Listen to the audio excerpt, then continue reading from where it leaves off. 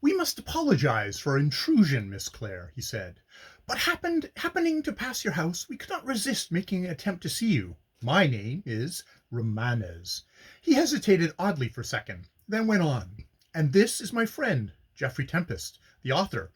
The young lady raised her eyes to mine with a little smile and a courteous bend of head. "He has, I dare say you know, become the owner of Willowsmere Court. You will be neighbors, and I hope friends. In any case, if we have committed a breach of etiquette in venturing to call upon you without previous introduction, you must try and forgive us. It is difficult, to me impossible, to pass the dwelling of a celebrity without offering homage to the presiding genius within." Mavis Clare, for it was Mavis Clare, seemed not to have heard the intended compliment. "You are very welcome," she said simply, advancing with a pretty grace and extending her hand to each of us in turn. "I am quite accustomed to visits from strangers, but I already know Mr. Tempest very well by reputation. Won't you sit down?" She motioned us to chairs in the lily-decked window corner, and rang the bell. Her maid appeared. "Tea, Janet." This order given, she seated herself near us, still holding her little dog curled up against her like a small ball of silk. I tried to converse, but could find nothing suitable to say. The sight of her filled me with too great a sense of self-reproach and shame. She was such a quiet, graceful creature, so slight and dainty, so perfectly unaffected and simple in manner, that as I thought of the slaughtering article I had written against her work, I felt like a low brute who had been stoning a child. And yet, after all, it was her genius I hated, the force and passion of that mystic quality which, wherever it appears, compels the world's attention. This was the gift she had that I lacked and coveted. Moved by the most conflicting sensations, I gazed abstractedly out on the shady old garden. I heard Lucio conversing on trifling matters of society and literature generally, and every now and then her bright laugh rang out like a little peal of bells. Soon I felt, rather than saw, that she was looking steadily at me, and, turning, I met her eyes, deep, dense, blue eyes, candidly grave and clear. "Is this your first visit to Willowsmere Court?" she asked. "Yes," I answered, making an effort to appear more at my ease. "I bought the place, on the recommendation of my friend the prince here, without looking at it." "So I heard," she said, still observing me curiously. "And you are satisfied with it?" "More than satisfied. I am delighted. It exceeds all my best expectations." "Mr. Tempest is going to marry the daughter of the former owner of Willowsmere," put in Lucio. "No doubt you have seen it announced in the papers?" "Yes," she responded with a slight smile. "I have seen it, and I think Mr. Tempest is much to be congratulated. Lady Sybil is very lovely. I remember her as a beautiful child when I was a child myself. I never spoke to her, but I often saw her. She must be charmed at the prospect of returning as a bride to the old home she loved so well." Here the servant entered with the tea, and Miss Clare, putting down her tiny dog, went to the table to dispense it. I watched her move across the room with a sense of vague wonder and reluctant admiration. She rather resembled a picture by Greuze, in her soft white gown, with a pale rose nestled amid the old Flemish lace at her throat, and, as she turned her head towards us, the sunlight caught her fair hair and turned it to the similitude of a golden halo circling her brows. She was not a beauty, but she possessed an undoubted individual charm, a delicate attractiveness which silently asserted itself, as the breath of honeysuckle hidden in the tangles of a hedge will delight the wayfarer with sweet fragrance through the flowers though the flowers be unseen. "Your book was very clever, Mr. Tempest," she said, suddenly, smiling at me.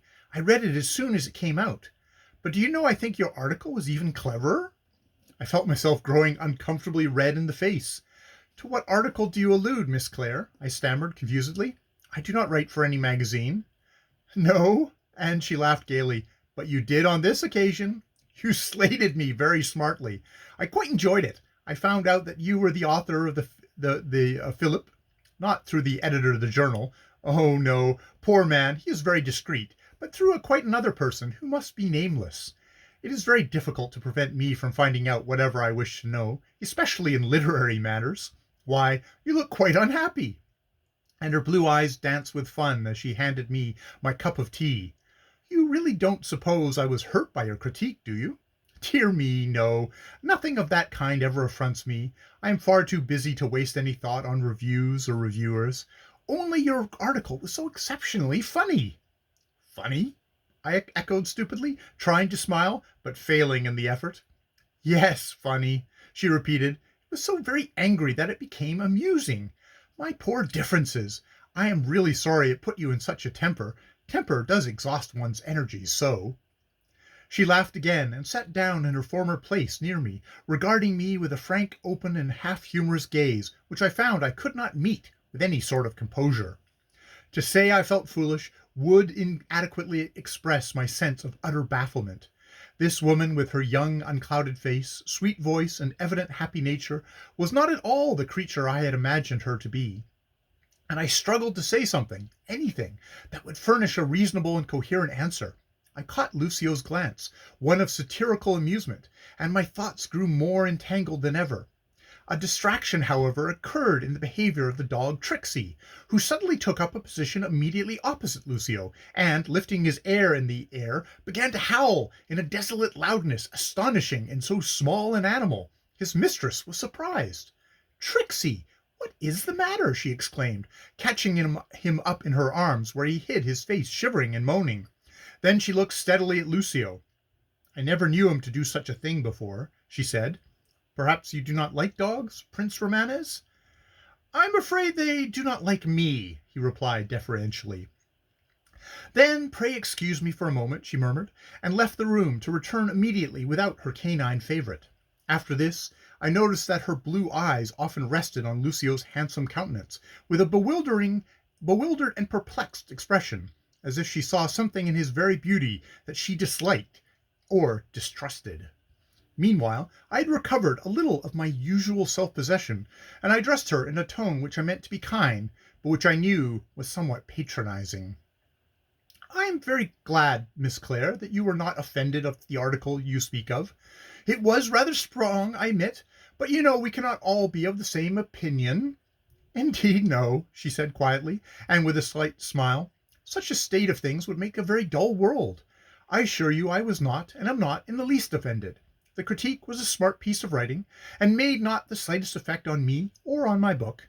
You remember what Shelley wrote of critics? No, you will find the passage in his preface to The Revolt of Islam, and it runs thus: I have sought to write as I believe that Homer, Shakespeare, and Milton wrote, with an utter disregard of anonymous censor.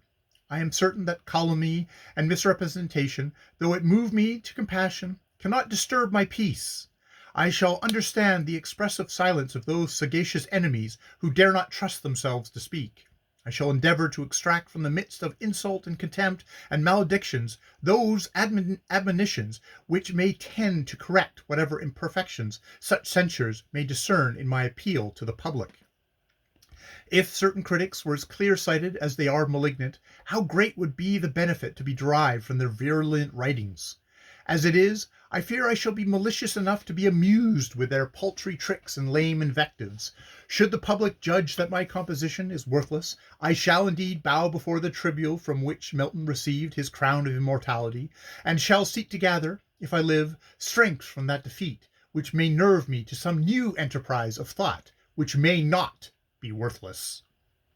As she gave the quotation, her eyes darkened and deepened, her face lightened up as by some inward illumination, and I discovered the rich sweetness of the voice which made the name of Mavis suit her so well. "You see, I know my Shelley," she said, with a little laugh at her own emotion, "and those words are particularly familiar to me, because I have had them painted up on a panel in my study, just to remind me, in case I should forget, what the real great geniuses of the world thought of criticism, because their example is very encouraging and helpful to a humble little worker like myself. I am not a press favorite, and I never get good reviews, but," and she laughed again, "I like my reviewers all the same.